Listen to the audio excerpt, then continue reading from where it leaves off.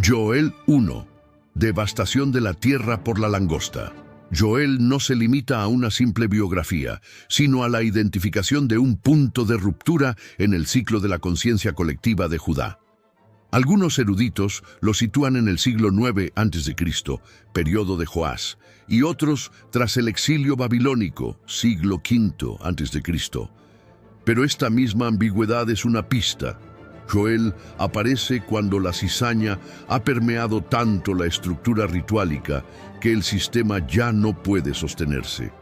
Su mensaje surge de un estado de receptividad ante una crisis que otros prefieren ignorar.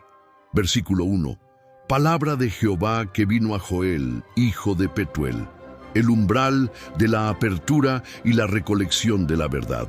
La profecía de Joel se inicia con el descenso de la palabra o dabar, 206, que para la sabiduría antigua no es un sonido hueco, sino una cosa sólida y un compromiso que adquiere peso en nuestra realidad diaria. Esta enseñanza proviene de Jehová, 26. El latido vital que sostiene la existencia mediante la suma del amor, tu 13, y la unidad, 13. Es revelador que la raíz de esta palabra sea la misma que la del azote o la peste. Esto nos advierte que la instrucción de la verdad puede actuar como una medicina que restaura nuestra Jerusalén interior, o como una crisis que devasta nuestros muros de orgullo, dependiendo enteramente de cuán dispuestos estemos a recibirla con honestidad y sin las resistencias que solemos levantar para proteger nuestras ilusiones. Para que este discernimiento o juicio se active en el ser humano, personificado en el nombre de Joel, 47, donde nuestro pequeño yo soy se rinde ante la autoridad de lo alto, es indispensable que nazca de Petuel, 517, cuyo significado es la apertura o el acto de ser persuadido por la verdad. Aquí se nos entrega una ley fundamental de la conciencia. La sabiduría no puede habitar en una mente saturada de certezas egoicas o prejuicios. Solo cuando logramos vaciar el vaso de nuestra propia importancia y nos convertimos en hijos de la apertura, el mensaje deja de ser una amenaza externa para transformarse en el cimiento de nuestra verdadera paz, permitiendo que la voz de la conciencia reclame su lugar soberano frente a los pesos de la soberbia que asfixian la vida del alma. Versículo 2. Oíd esto, ancianos, y escuchad, todos los moradores de la tierra. ¿Ha acontecido esto en vuestros días o en los días de vuestros padres? El despertar de la visión interior y la ruptura del umbral ancestral. En este segundo pulso de la advertencia, la voz de la verdad golpea los cimientos de la memoria colectiva para forzar un choque de realidad. El llamado comienza con una orden imperativa, Shimu, 416, un término que trasciende la simple percepción del sonido para exigir una internalización profunda que transforme la conducta humana.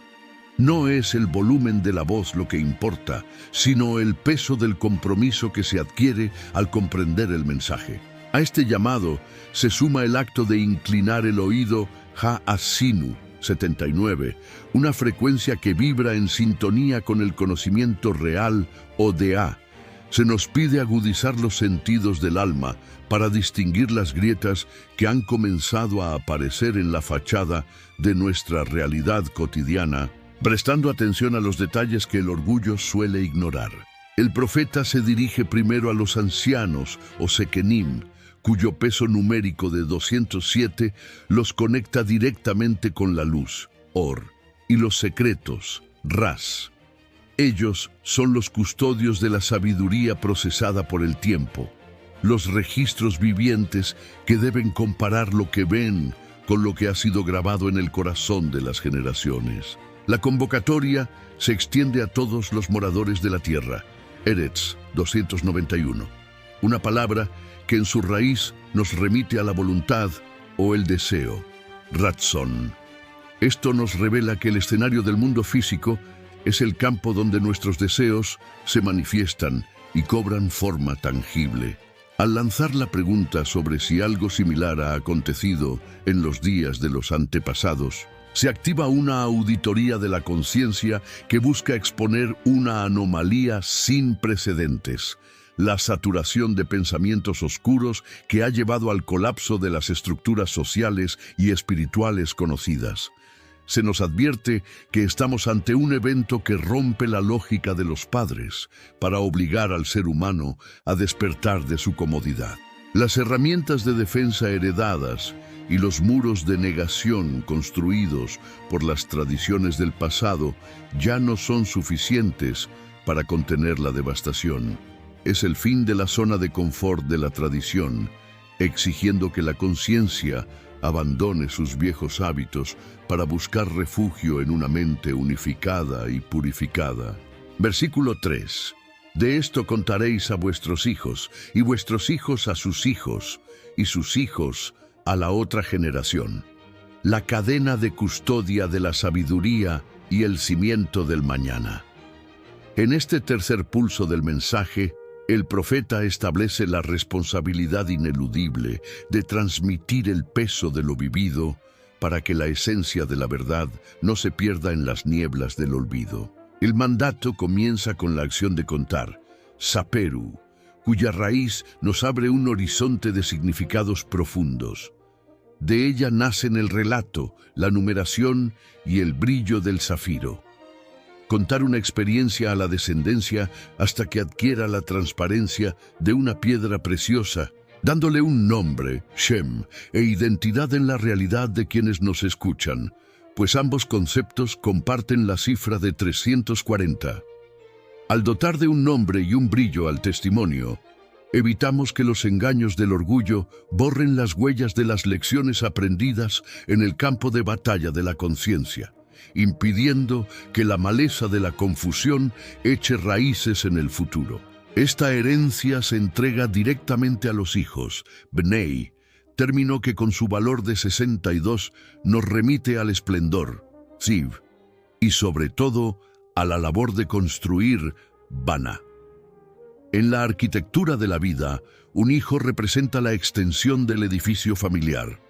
Es el nuevo constructor encargado de seguir levantando la obra de integridad que sus padres iniciaron. Si el relato no se pule con claridad, el sucesor carecerá de los planos maestros necesarios para sostener su propia paz interior.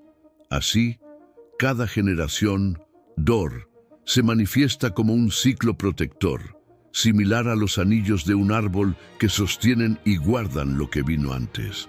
Con una numeración de 210 que coincide con la orden de observar o ver, Reu, cada etapa del tiempo es llamada a ser un testigo atento de la luz recibida.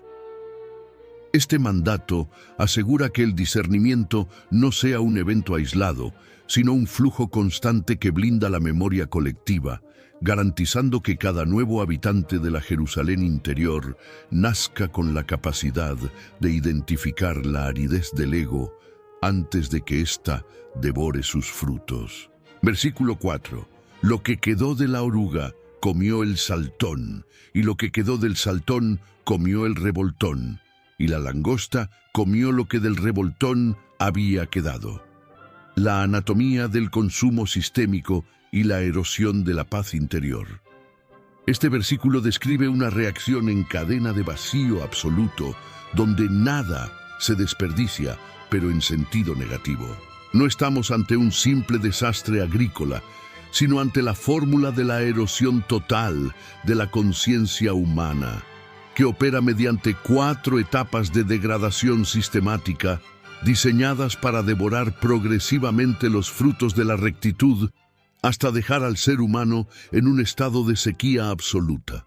En la sabiduría antigua, estos 4 agentes representan niveles de pensamientos parásitos que se heredan el terreno unos a otros para desmantelar la estructura psíquica del hombre.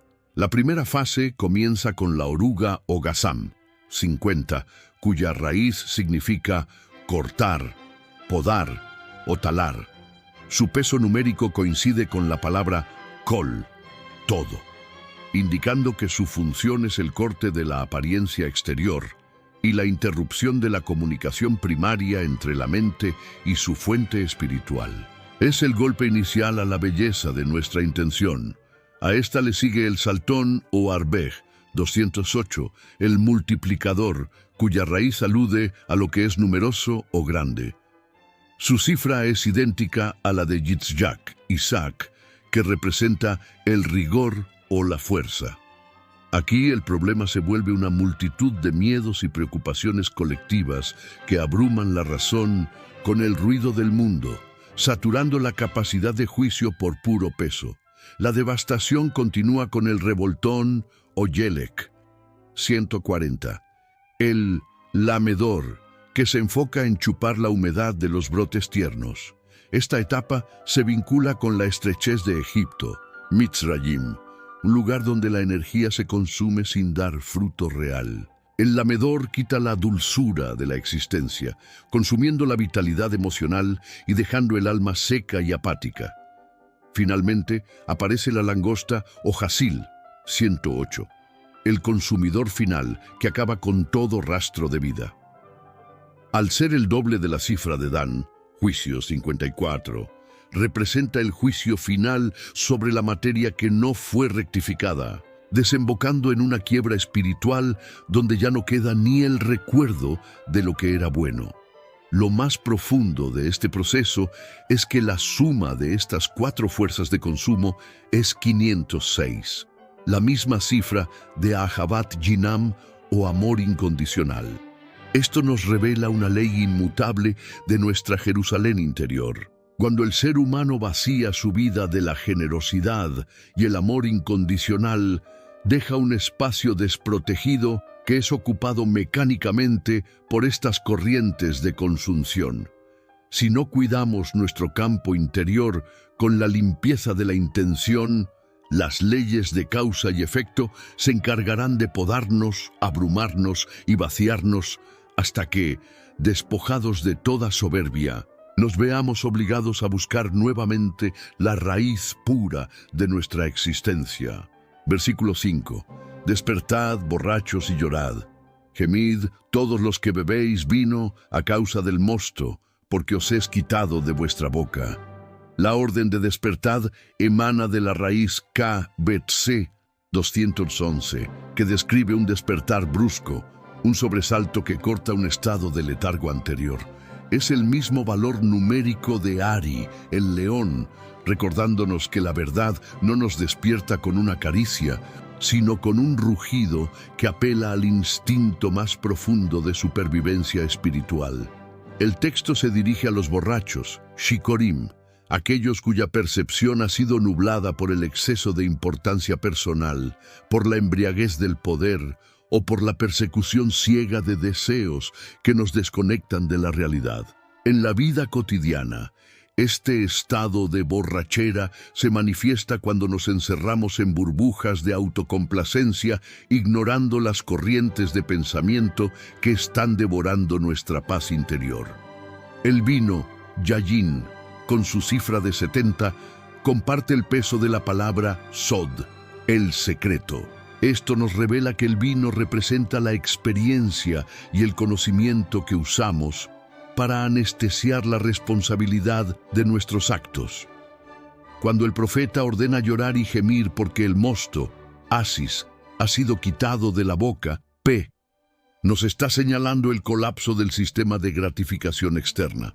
El mosto, que suma 210 y se vincula con la instrucción de ver u observar, reu, es la dulzura pura y natural de una conciencia limpia, la alegría que fluye directamente de la fuente antes de ser fermentada por el orgullo. Al ser quitado de la boca, la cual representa la suca o el hogar de nuestra palabra, 85, el ser humano experimenta la cruda o resaca de su propia soberbia. El llanto que surge no es aún arrepentimiento, sino el lamento de un alma que ha perdido su muleta externa y se ve obligada a enfrentar el desierto de su intención sin la protección de sus viejas ilusiones. Es la limpieza de la intención forzada por la carencia, el único camino para que el hombre vuelva a valorar la pureza de la vida antes de que los pesos de la soberbia la corrompieran por completo. Versículo 6. Porque pueblo fuerte e innumerable subió a mi tierra, sus dientes son dientes de león, y sus muelas, muelas de león. La ocupación de la conciencia y la maquinaria de la depredación. En este movimiento de la instrucción, el lenguaje del alma deja atrás el daño superficial para revelar una invasión estructural y organizada. Lo que enfrentamos ahora es un pueblo Ogoi, 13, término que nace de una raíz que significa cuerpo o masa. Esta cifra lo vincula con la unidad, Ejad, y el amor, Ahabá, advirtiéndonos que el poder de este invasor reside en su capacidad de actuar con una sola voluntad coordinada. Los problemas han dejado de ser preocupaciones aisladas para unificarse en una fuerza masiva que reclama nuestro territorio sagrado. Esta fuerza es fuerte o atzum, 216, una palabra que remite al hueso, etzem o esqueleto. En la arquitectura de la vida, este invasor es la manifestación física del rigor o juicio, Sheburá, que ha dejado de golpear la fachada para sacudir los muros de carga de nuestra estabilidad y nuestras creencias más profundas.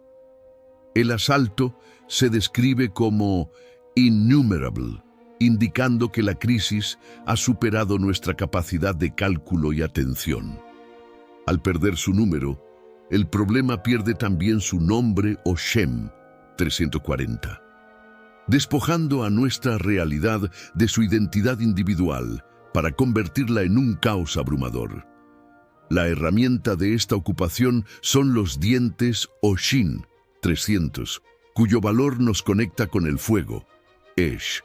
Estos dientes no solo muerden, sino que mastican el ánimo día tras día con la velocidad de un incendio, mientras que las muelas actúan como una maquinaria de trituración diseñada para extraer y sacar de raíz el propósito espiritual del hombre. La presencia del león o Aryeh, 211, completa el cuadro de la vulnerabilidad total. Su peso numérico es idéntico al mandato de despertad, Hakitisu, recordándonos que el león es el rugido de la vida que nos obliga a abrir los ojos por instinto de supervivencia. Ya no se trata de una erosión sutil, sino de una ley de hierro que ha subido a nuestra tierra. Eretz 291, el campo donde sembramos nuestra voluntad. Ratzon. Si no identificamos esta invasión del orgullo que se viste de majestad, la estructura de nuestra paz interior será digerida por un ciclo oscuro que busca convertir nuestra esencia en alimento para el ego, despojándonos de nuestra capacidad de autogobierno en nuestro propio templo interior. Versículo 7. Asoló mi vid y descortezó mi higuera, del todo la desnudó y derribó, sus ramas quedaron blancas. El desmantelamiento de la identidad y la ilusión de la falsa pureza.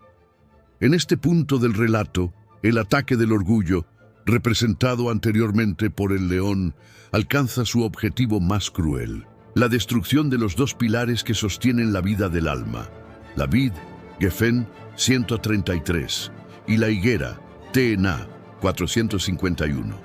La vid personifica la alegría y el entusiasmo espiritual que nos permite ser flexibles ante la vida. Cuando ésta es asolada, el ser humano pierde su vitalidad y el brillo en la mirada. Por su parte, la higuera representa la paz mental y la dulzura que nace del estudio constante de la sabiduría. El texto advierte que el enemigo no solo consume el fruto, sino que decide descortezar Ketzafá 275, la planta, una acción que en hebreo también significa ira o enojo. Esto nos revela que, bajo el peso de la soberbia, nuestra sabiduría se astilla y nuestra paz se transforma en una personalidad irritable y defensiva, dejando nuestro interior en un estado de pobreza y necesidad absoluta. La fase final de esta erosión es el despojo total de la protección interna, dejando al ser humano en una desnudez, Chazaf 388, que lo vuelve vulnerable ante cualquier corriente de pensamiento negativa. Al perder la corteza o la piel de la integridad, la savia de la verdad deja de circular y el resultado es que las ramas quedan blancas. Laban 82. Lejos de ser un signo de santidad, este blanco comparte su valor numérico con el orgulloso, Ge. Es la palidez de la muerte espiritual y de los huesos secos. Representa la creación de una religión esqueleto. Estructuras, ritos e instituciones que por fuera parecen limpios como el mármol de un sepulcro, pero que por dentro han sido vaciados de toda conexión mística con la fuente. Es el escenario de un invierno total del alma, donde la capacidad de recibir la luz se ha vitrificado y la conciencia, despojada de su herencia espiritual, queda como un residuo seco, incapaz de generar nuevos frutos en la Jerusalén interior. Fin de esta parte, te espero en la siguiente.